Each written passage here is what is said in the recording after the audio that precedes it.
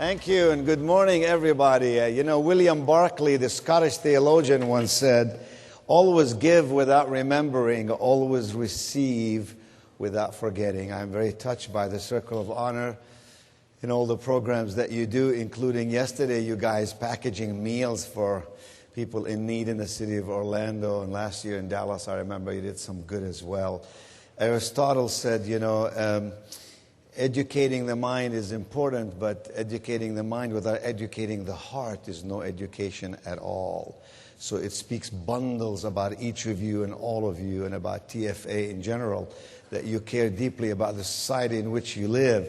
And then when I think about what you guys do, I mean, the opportunities for you are unbelievable. You mostly serve Middle America, that group that sometimes advisors forget about. You got those wealth advisors. I'm on the board of BB&T, so I know a lot about this stuff.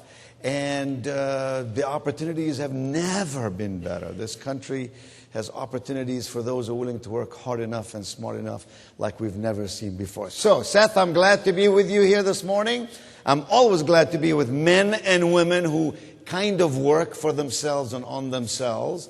That's all I've done all my life. If you don't hunt, you don't eat, baby. I love it. I love it. I love it. I love it. You're my kind of people. You're my kind of people. When I first became president of High Point University, about January the 20th, I arrived January the 1st, somebody brought me a little envelope with a window in it, and they handed it to me. I said, "What is that?" They said, "That's your paycheck." I'd never had a paycheck in my life. If I sold, I made money. If I didn't sell, I made nothing. If I sold a lot, I made a lot of money. If I just sort of slept in, I didn't make anything. So the guy came back on February the 20th and brought me another envelope. And I said, "What's that, dude?" He said, "That's your paycheck." I said, "You've already given me one. Here it is." He said, "No, that was for January. This is for February." I said, "Are you going to come back every month?" He said, "This is a racket." Unbelievable. If I were a king for a day, nobody would make a paycheck unless they performed, by golly. So you're my kind of people, and I'm glad to be with you this morning. Look, America's going through a lot of change. But, this company believes in investing in you, and you, in turn, you're investing in the community and investing in yourselves, and that's really what it's all about. I know a little something about change because some of you may have heard me tell the story that I came to America when I was 17 years of age. I could hardly speak the English language, had $50 in my pocket, and really didn't have any connections. And so I came to this country with a heart filled with hope and a soul filled with desire, and that's why I love this morning, starting with the national anthem. Do you understand something? I have spoken 6,000 times to every kind of organization you can shake a stick at. And I am shocked at how many times I speak, and that American flag is not on the stage. And there is no recognition of the national anthem. I mean, I'm talking about entrepreneurial companies. I feel like getting the president to the side and saying, without free enterprise and capitalism and the opportunities of this country, you wouldn't even have this company and an American flag and a little recognition. It's a good thing, man. It's a good thing. When I became president of High Point University, I said we're a God, family, and country school, by golly, and we put up a couple of hundred American flags around campus. You got to dare not just to be proud, but to be grateful. To be grateful that we live in a country where we can speak our piece and do our work. And so I just want you to know, Seth, I'm honored to see that happen here this morning, and I'm very pleased. And I'll tell other people about you for doing that today. Now look, I came to America and I landed in a little town called Mount Olive, North Carolina. It's a small town of 5,000 people. So there I was in Mount Olive. Somebody said, "Why would you come 7,000 miles away to end up in Mount Olive? Why not Chicago, New York, Dallas, Orlando, Los Angeles?" I said, "Because Mount Olive Junior College was the only school who would accept a guy like me, and I'm eternally thankful that they took me in. I was a stranger, and they took me in. It took me years to figure out, well, why in the world did they really accept me? And I finally figured it out. Mount Olive Junior College was and is a Free Will Baptist school, and I'm convinced the director of admissions must have thought to himself or herself, this boy comes from the Holy Land, we got to take him. What if he's the Messiah? Took him a couple of days to figure out this dude ain't no Messiah. But I was glad to be right there doing my thing in Mount Olive, North Carolina. I couldn't speak English, so I took a 3x5 card. And I worked 10 hours a day to make my way through school. And I had to learn the language I'm using here this morning by taking a 3x5 card, putting 10 English words on this card today, memorizing the spelling and the meaning of those 10 words. Tomorrow, a 3x5 card, memorizing the spelling and the meaning of those 10 words and reviewing the 10 words from the day prior. And the next day, a 3x5 card. You're getting the idea. I gave myself Sunday off. By Saturday, I was learning 10 new English words and reviewing 50 from Monday, Tuesday, Wednesday, Thursday, and Friday. The average American has 5,000 words in their vocabulary. I have 3,200 and some words, 60 words a week, multiplied by 52 weeks. Smart guy the other day, could have been a financial advisor, asked me this question. He said, you learn English on 3x5 cards. I said, that's right. He said, sir, do you mind telling me what was the very first word on the very first card? Good question. Nobody had ever asked me that question before. I said, you've asked me a good question. I have to give you an honest answer. Now, ladies and gentlemen, don't get mad at me. I'm going to give you an absolutely honest, accurate answer. The very first word on the very first card was this word. Dumbass.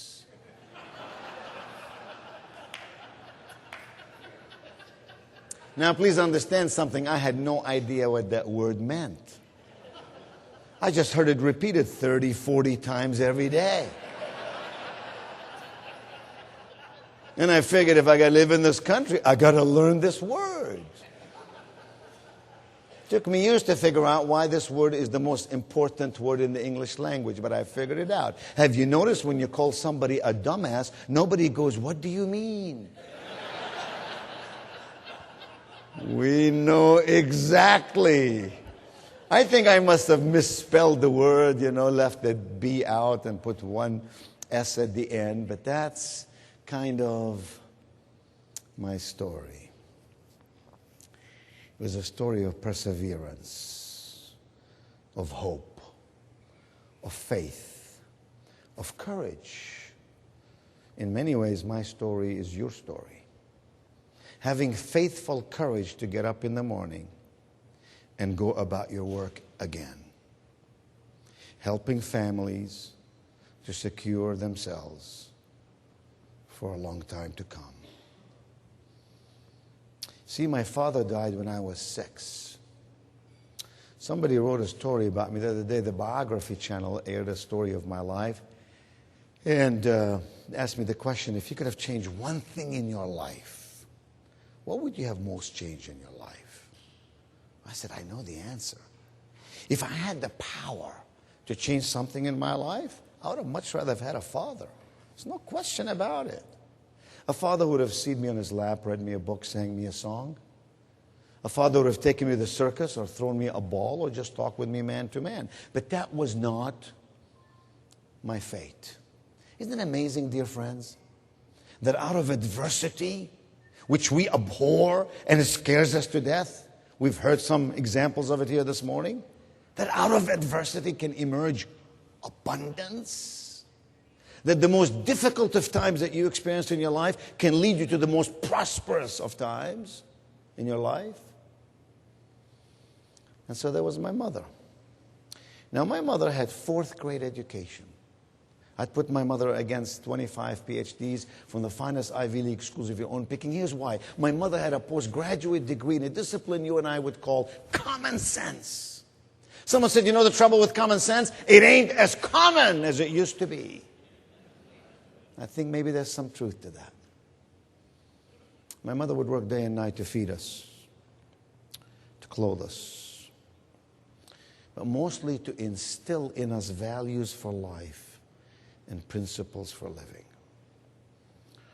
She would say to me things like this: if you want to be a great person, Nido, you must first walk hand in hand, side by side, with people who are great. In other words, if you want to be happy, you must hang around happy people. If you want to be successful, you must hang around successful people. If you want to be rich, find out what poor people do and don't do it. Translated into these words, who you spend time with is who you become. The zone in which you reside will influence the person that you become. Think of the koi fish. You take a koi fish, put it in a fish bowl, give it all the water you want to give it, all the food you want to give it. The koi fish never grows to more than about 2 inches in size. Take the koi fish out of the fish bowl and throw it in a lake somewhere, and what happens to the koi fish? It grows to about 1 foot in size. Moral of the story simply is the koi fish grows proportionately to the environment in which it resides. No different than you and me. Now, when the koi fish sat in that little fish bowl, somebody was giving it water, somebody was giving it food. It was easy life, you might say. There was no threat to its existence. So it became lazy and comfortable. Somebody said 98% of America would rather be comfortable than be excellent. What a sad statistic, if anywhere close to true. But the moment that you put the koi fish into that lake, there are other fishes in the lake, and they have one thing on their mind: how quickly can I devour the koi fish? So the lake is deeper, and therefore the water is colder, and therefore the koi fish had no choice but to become stronger, to survive and thrive. No difference than you and me. That's why we must persevere, even in the face of challenges. That's why we must have faithful courage. That's why we must see opportunity even in the midst of difficulty. That's why a really solid advisor, each of you, is that person, is never scared of a no, because behind every no there's a potential yes. And that's the way life works. My mother said something else that was profoundly useful too. She said, you know, the circumstances in which you find yourself today do not determine where you end up. Listen to me now. The circumstances in which you find yourself today do not define where you end up. They only define where you start. Only define where you start. In other words, it's not your circumstances that define the person you become. It's your choices that define the person you become. It's your choices that define the person you become. You are where you are in your life today based on the choices that made in your life. Therefore, whining is for losers. Whining doesn't get us anywhere. We must stand tall and accept responsibility for the choices that we made in our life. And we must amend them, realign them, correct them, improve them if we want to have better results. I have a friend, you're not going to believe this. I have a friend, his name is Jack. Jack has been married 8 times. The last time Jack got married, we all printed bumper stickers that said, honk if you've been married to Jack.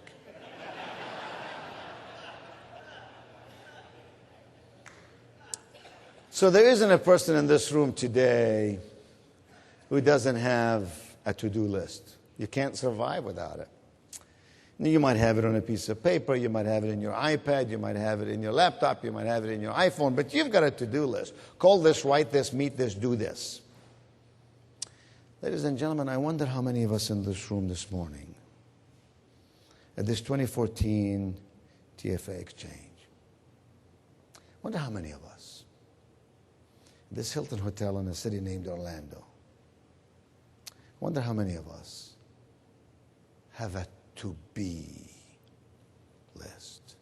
Not a to-do list, transactional, but a to-be list, transformational.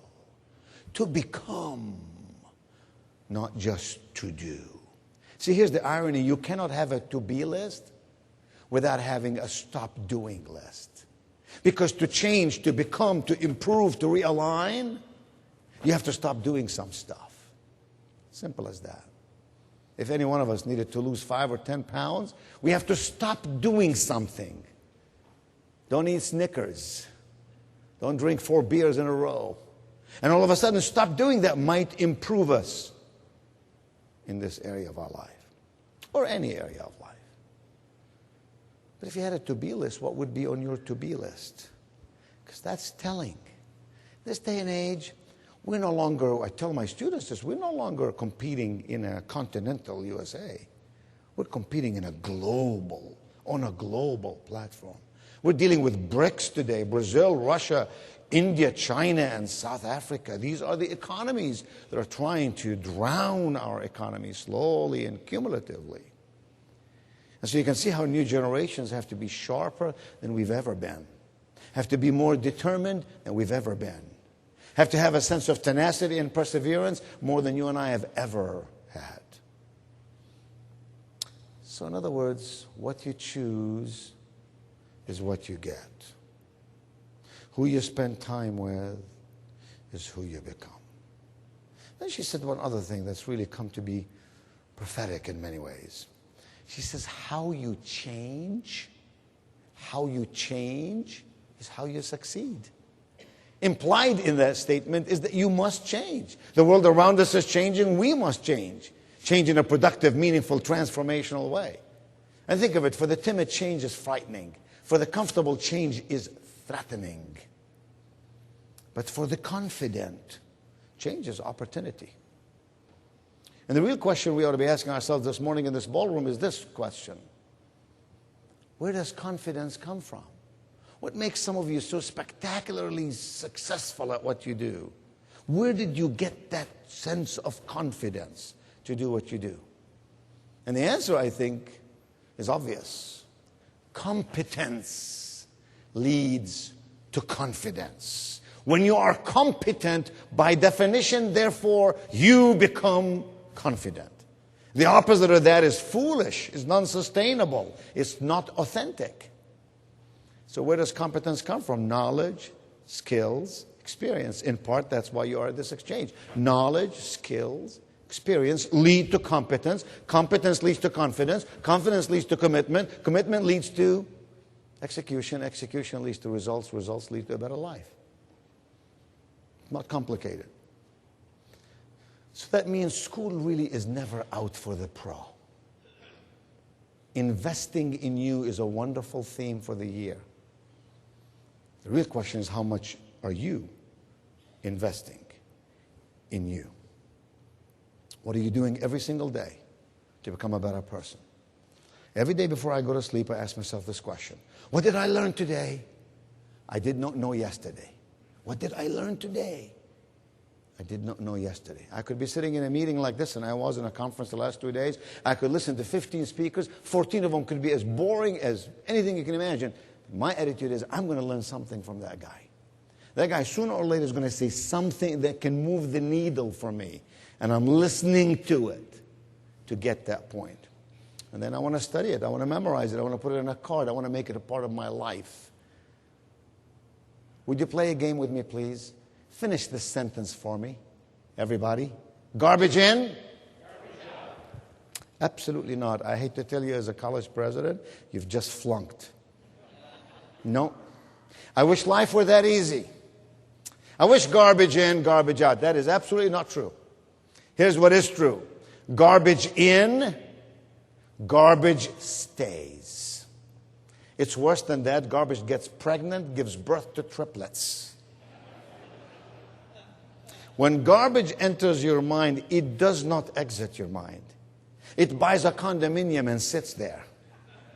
And over time, it becomes cumulative. That's why cynics become cynics. They were not born cynics. It's a cumulative process. That's why skeptics are skeptics, because they're non-accepting. They're non-accepting because over time, garbage entered their mind and they began to become negative people.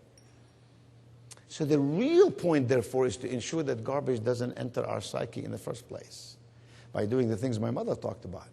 hang around in zones that are positive, not negative, by making choices that are productive, not useless. So, it's true. Change is here. And the ones who are going to prosper because of it are the ones who understand this very simple formula. That if you want to improve the results that you have in your life, material or otherwise, it's not just about improving your behaviors. It's about improving your beliefs. What I believe leads me to do what I do. What I do leads me to get what I got. It's that simple. Before I speak, I've spoken 6,000 times over the last 35 years. Before I speak, I have a very simple formula. Even though they want me to come from the back, I stand in the back over there for a while. I watch you as you walk in. And I tell myself, these are normal people. They look just like me. They're just like the wonderful audience I had last week. They're going to be terrific. I'm just going to go up there, open up my heart, and share with them. And they're going to be just fine. I have to believe that before I can take the stage and talk to you, not in a memorized form. I'm just sort of sharing with you what's in my heart and what's in my mind. I have to believe it. Once I believe it, I'm totally relaxed. There's no fear. I'm just like sitting in your living room. I'm just talking to you. You've invited me to your home, and here I am. Your beliefs lead to your behaviors, lead to your results. You want to improve the results? Improve your beliefs. Why do you think that 50% of America's households are one paycheck away from bankruptcy? I know there are a lot of reasons, but in part because of beliefs. 80% of America's households have a net worth of under $100,000, regretfully so. That's why we need you so desperately in society. But tell me this, why are immigrants to America not once, not twice, not thrice, but 4 times as likely to become millionaires as born Americans? You educate me. I think I have the answer. The answer is that immigrants don't come to this country saying, I'm just going to go to America to check it out. They come to America fully believing that the streets of America are paved with gold. That's why I began this morning by saying, every meeting ought to begin with a national anthem. Every state should have an American flag on it, to remind us that the opportunities are still available. They're wrapped differently. They're camouflaged in certain ways. But they're here today as much as they've ever been before. And if you don't believe me, look at these immigrants who come here from nothing and do amazing things in your life. The chips in your iPhones and other technological materials you have been mostly invented and marketed by immigrants in Silicon Valley and other places. These are people who get on their knees and thank God Almighty every day, like I do. That after filling out 38 forms, side A and side B, we had the privilege of becoming an American.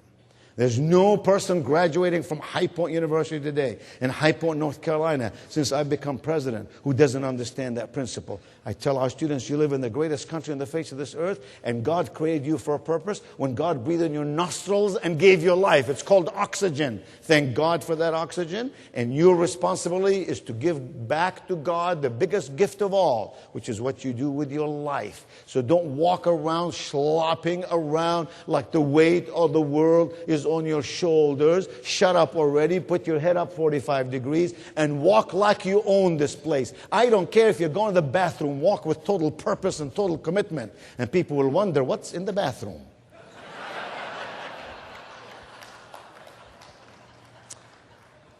So man, how you change is how you succeed.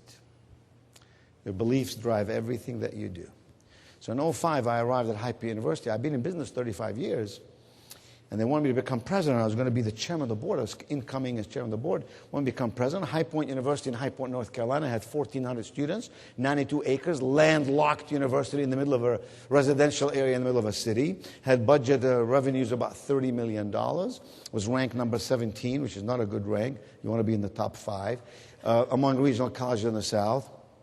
And on and on the story goes. We had 100 professors. You know, it was a good school, but certainly not a school that was headed towards success in this 21st century in ways that are sustainable and meaningful. So what have we done in the last 8-9 years? We invested $1.1 billion in our school. Self-financed 87% of it. Raised a lot of money. And so when I came to Hyphen, I said, sure we can. Oh, yes, we can. The last 4 letters of the word American are the letters I-C-A-N. I can. There is no such word as the word impossible. You take the word impossible, add an apostrophe after the I. The word impossible becomes I am possible. I'm possible. Nobody could ever convince me otherwise. My whole life is an illustration of what I just said. Work hard, work smart, be committed, be engaged, be involved. Hang around the right people, make the right choices. Don't be afraid of change. See what happens. We're capable of doing so many things that we've never done before. And we don't cut ourselves slack when once in a while we screw up. But if you have oxygen, you have all the resources you need to make anything come to be in your life. The people who have success in a sustainable and meaningful way are the ones who only understand that they have to do a little more than what other people do. Just a little more. I teach everybody who works with me and on my team that at the end of the day, when it's about time to go home, just make one more call, write one more note, get to the office 10 minutes earlier than everybody else. Don't go out to lunch for an hour and a half every day and just shoot bull. And see what happens. That and then some puts you in a championship category. Begins to work, you begin to replicate it. Life rewards people like that. So when I arrived at Hype University, we raised a lot of money. We built 53 buildings in the last 8 years. We went from 92 acres to 380 acres. 380 acres. We had to buy hundreds and hundreds of houses. We had to negotiate with the state and with the city to give us streets to merge them into the university. Of course, at every turn, there is a minority of people who are going to be against you. Of course. I mean, anybody who thinks they're going to get 100% of the people to always agree with them is a fool or a naive human being. You're always going to have someone who doesn't like what you do. As long as you're committed, you're thoughtful, you're honest, you're authentic, you have to push forth. And we went from number 17 to number 1 among regional colleges in the South, 1,400 students to 4,300 students. Revenues of 30 million to 200 plus million. It's a pretty amazing story. And we said, you know what? There are 4 things that got us here. They apply to any business, anytime, individuals or corporations alike. Number 1, we created value. You have value. You have value of products. You have value of services. You have value of knowledge and experience. You're a coach in many ways. You're a mentor in many ways. You bring value to every relationship that you enter. So number 1, we created value. Number 2, we interpreted the value. This is where most salespeople fail. They create value, but they fail to interpret the value. They fail to explain to me the value of what they do. And number 3, we took away all the irritants out of the system. I won't do this with you, but I do this quite often with business audiences. I stop and I say, I'm going to give you 30 seconds. I want you to write down on a piece of paper for me the 3 things that your clients find irritating about doing business with you or your company. It's amazing. Some people get them just like that. Some people sit there, scratch their head, cannot think of a one. And the ones who can't think of a one are just not attuned to the needs of their clients. And the ones who do identify the irritants, they have a challenge. The challenge is, do something about it. Get rid of them. That's what we did. We identified the irritants and got rid of them. Here's an example. In our case, like most schools, we're charging tuition, room, board, student fees, lab fees, transportation at the airport, bottle of water, concert tickets. So the parents were getting bills every week. That irritates people. I'm the father of 4. I understood that. So we took all that away. We said, you're going to pay 1 fee. Everything else is included. You're only going to get 1 bill from us in August, 1 bill for us in January, and that's it. And guess what happens to our giving? Our parents went from giving us $8,000 a year collectively to last year $17 million from parents of current students. This is pretty remarkable. It's amazing what happens when you remove all the irritants. So now we don't charge them for this and this and this and this. We just charge them $1 million a semester and everything. Everything is included and everybody's happy.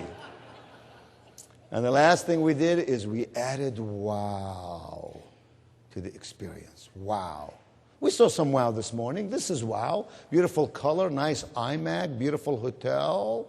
The drummers that came out here this morning, cool. We saw a video. That's wow.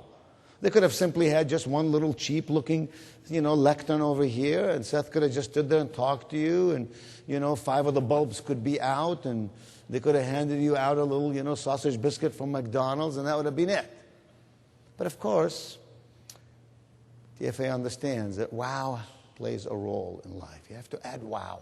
What are the wows that you bring in? Sometimes I'll ask people to stop and list 3 wows that they bring to the experience. What wows do you bring to your experience? That's what we did. And we took off in measurable ways. I've discovered in my life that there are really 4 things that we have to do to excel and succeed even in difficult times. The first one is we have to go beyond communicating. You can't just communicate with people, you have to connect with people. You, more than any other audience, understands that. Because your entire business, your livelihood depends on you building bridges of understanding with the people whom you choose to serve.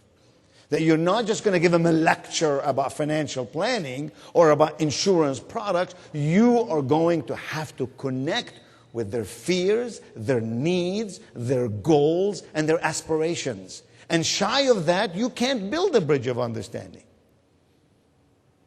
And sometimes when you communicate with people, it doesn't work out the way you want it to work out. So I'm going to play a little game with you. I'm going to play a little quick game with you now. I'm going to give you 3 seconds. For some of you, this will be hard. 3 seconds to find someone sitting next to you and make him your partner. Don't start yet.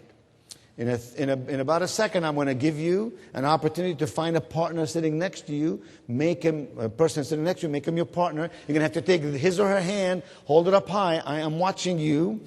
All right, are we clear on this? Some of you may have to move to make it work, but I want you to find a partner, hold his or her hand up high so I know that you got it. If you don't move fast, you'll be left out in the cold. Are you ready? 1, 2, go for it. Let's see the partner. Let's see the partner. Let's see the partner. Well done. Well done. You're good. You're good. You're good. Okay. All right. Thank you very much. Hands down. You did good. I'm proud of you. Now look. You and your partner, I'm going to give you 3 seconds to decide who's going to be number 1 and who's going to be number 2 in this little partnership. Are you ready? Go for it. 1, 2. All right. Excellent. The way you decided who is number 1 and who is number 2 tells us a lot about you clinically. Some of you are messed up. Some of you looked at your partner and you went, I will be number 1. I've always been number 1 and you're not changing my mind today. Some of you looked at your partner and you went, you be number 1, as if to say, I, the royal king or queen, bestow upon you the privilege.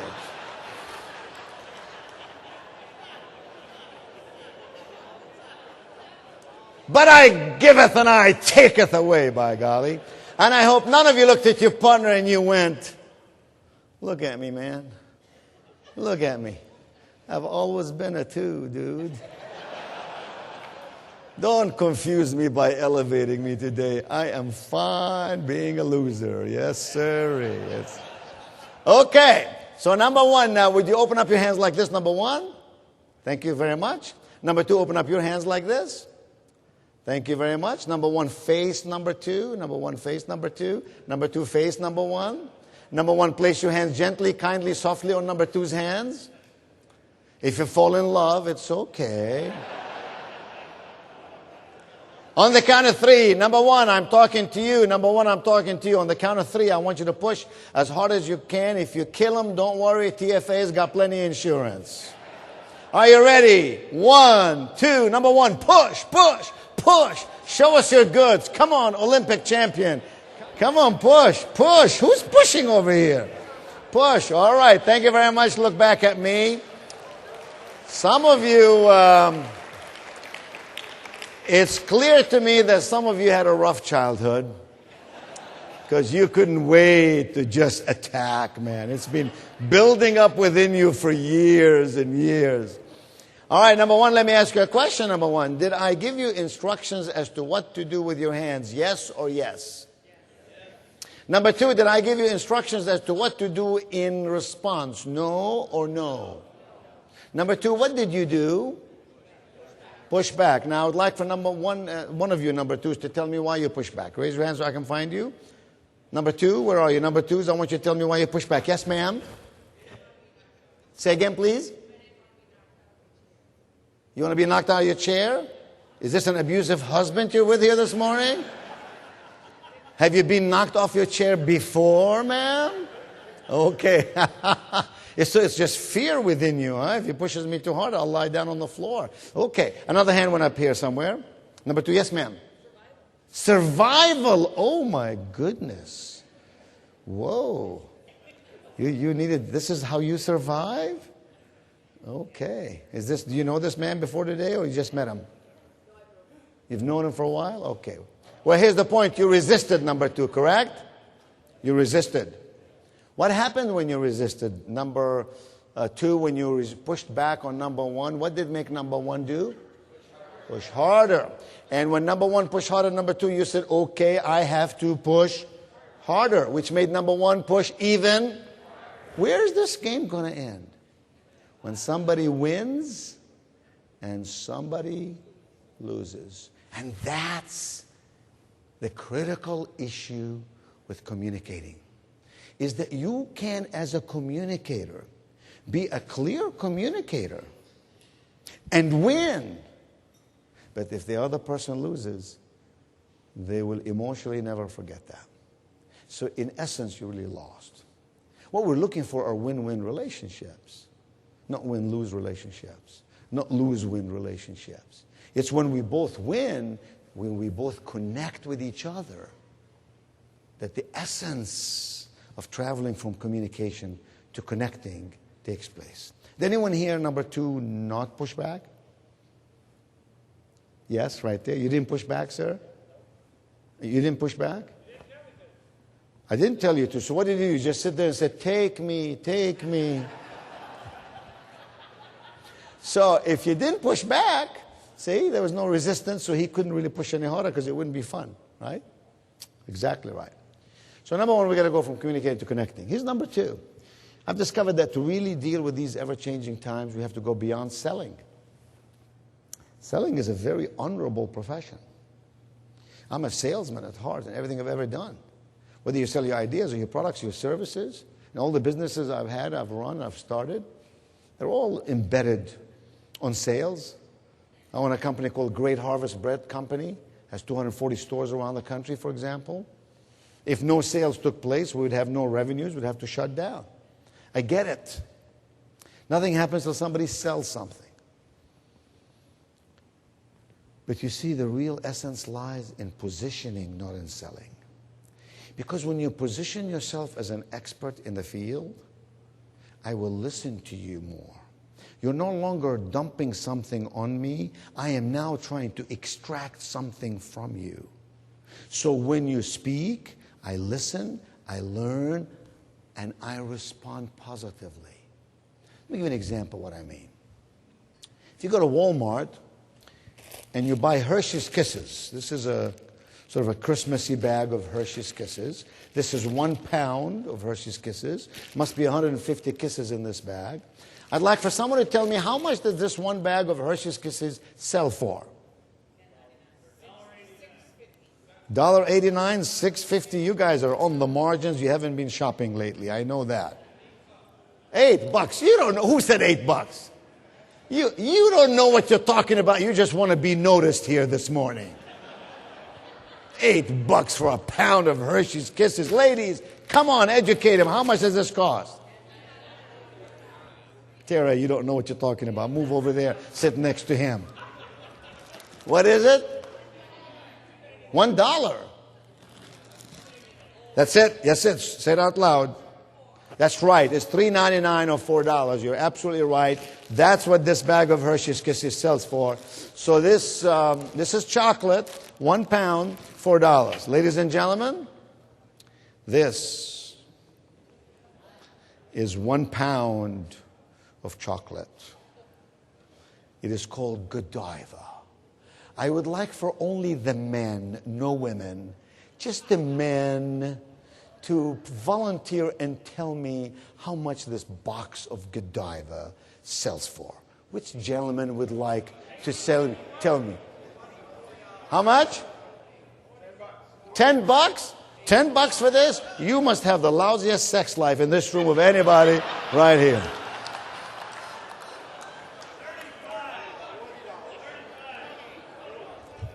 Now I got a gentleman on the front who said $40 and his wife looks happy. $40 is exactly the right number. And you were saying $40 too, right, sir? The jacket? I saw you do this. Or did you mean $4? Okay, $40. This is $40. This is $4. Now let me remind you, chocolate, 1 pound,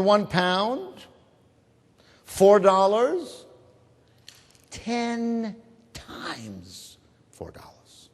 Are you kidding me? What has Godiva done to position themselves in such a way that people are willing to pay for this box as much as they pay for 10 of these? Here's the answer. You buy Hershey's to eat. You buy Godivas to give. I'll prove it to you. When was the last time you bought a $40 box of Godivas and ate it on the way home?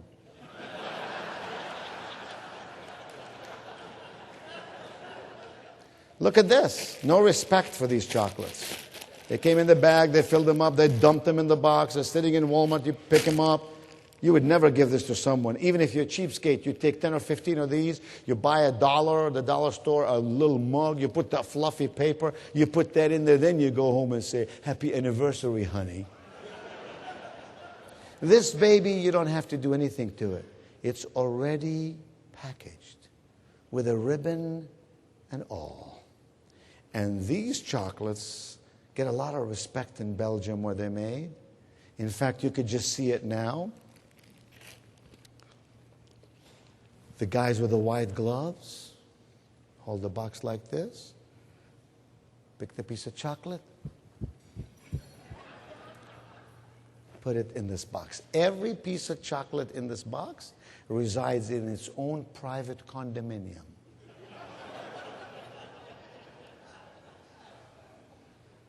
These over here live in a,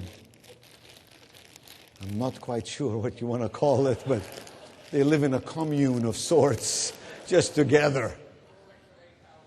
So which one are you? All right, so the point is positioning. Godiva has positioned itself in such a way that literally people are willing to pay 10 times as much on Hershey's. You know, as I know, that Hershey's are just fine. They taste good. In fact, with me, I prefer Hershey's over Godivas, believe it or not. But I would never give Hershey's to somebody. When you position yourself in such a way that people want to do business with you, your business takes off. So the 3 questions of positioning are these. Why should someone do business with me? How easily can somebody else imitate what I do? And if I were in the marketplace to buy what you have to sell, would I think of you first? Or would I think of you second? Or would I think of you at all? Here's a third thing that I think we've got to do if we're going to succeed in these ever-changing marketplace that's global in nature, not just continental, is that we have to go beyond training to education. That we have no choice but to be educated. And educated from the inside out. The word education comes from a Greek derivative, eduko, which means to change from within. Education, therefore, is a journey. It's not a destination. It's a continuum. It's ongoing. You must do it every day. And so, you know, when you train somebody, you teach them the how. When you educate somebody, you teach them the why. The person who knows the how will always have a job. The person who knows the why will always be their boss. When you train somebody, you show them what to do. When you educate somebody, you show them how to be. Being, not just doing. That's what we're trying to do with college kids. If we can teach them to be entrepreneurial, do you know this? This will shock you. The average college kid in college today will have 29 jobs in their life. 29. That's how fast the world is moving.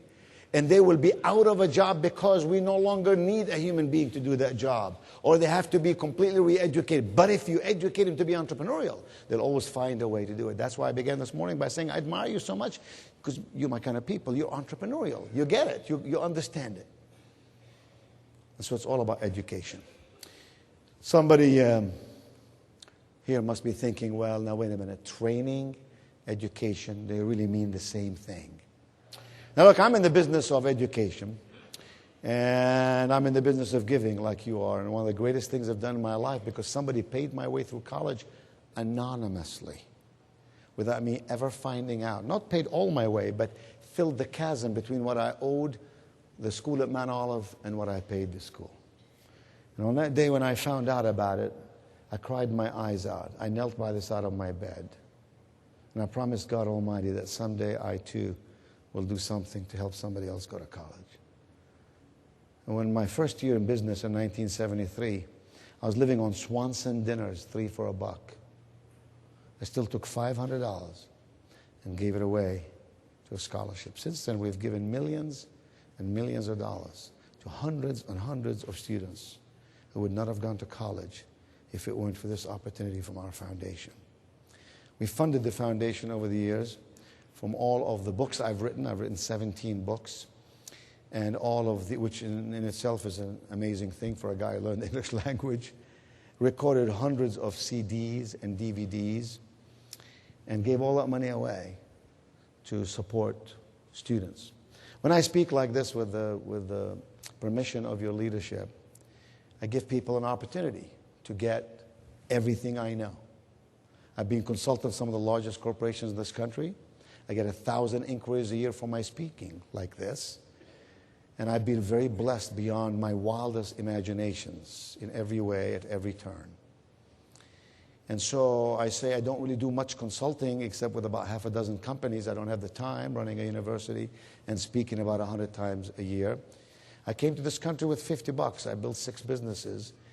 It's pretty amazing how when you work hard enough and smart enough and have the right beliefs, you can do something in this country. And I raised hundreds of millions of dollars at High Point University because in part I gave the first gift. When I went to see my friends, I said, I'm willing to do this. I hope you'll join me. So in a way, it's a mission to help America's kids prepare themselves for a competitive world that lies ahead. But more importantly, it's a way for you to garner an enormous amount of knowledge and wisdom that I've gathered over all these years in one place. I'm going to stand in the back after I finish. I know this meeting goes on.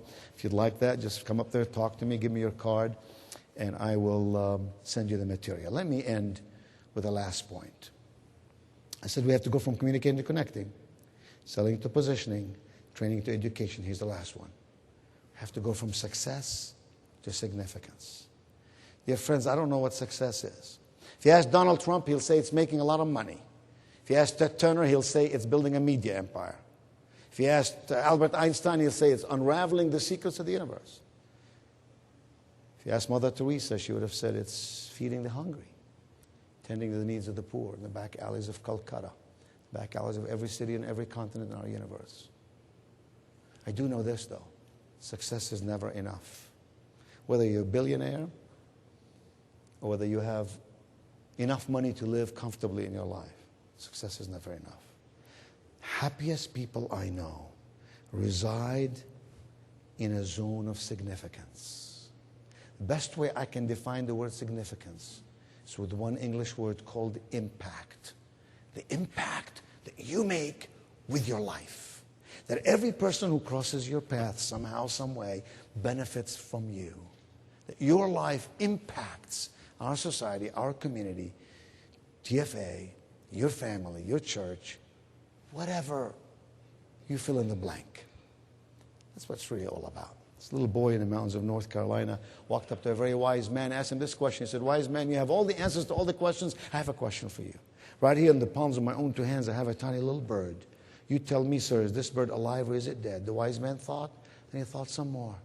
My boy, he said, if I were to say to you that that bird in your hand is alive, I know exactly what you're going to do.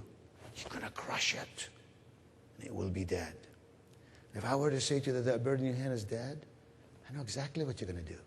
Ever so quietly, you're going to separate the palms of your own two hands. That bird will fly away in total freedom. You see, my boy, the wise man said, in the palms of your own two hands, you hold the power of life or death. Ladies and gentlemen, in a very real sense, in the palms of your own two hands, you hold the power too. The power to your happiness, the power to your sense of significance, the power to your future. Who you spend time with, what you choose, how you change. You hold the power in your own two hands. We live in America where the opportunities are so rampant. We all have oxygen. We have our faith, our friends, our family. We have TransAmerica financial advisors that's willing to invest in you as you invest in yourself and the rest of the world. What else can anybody ever hope for? Thank you for hearing me the last hour, and God bless you. Thank you.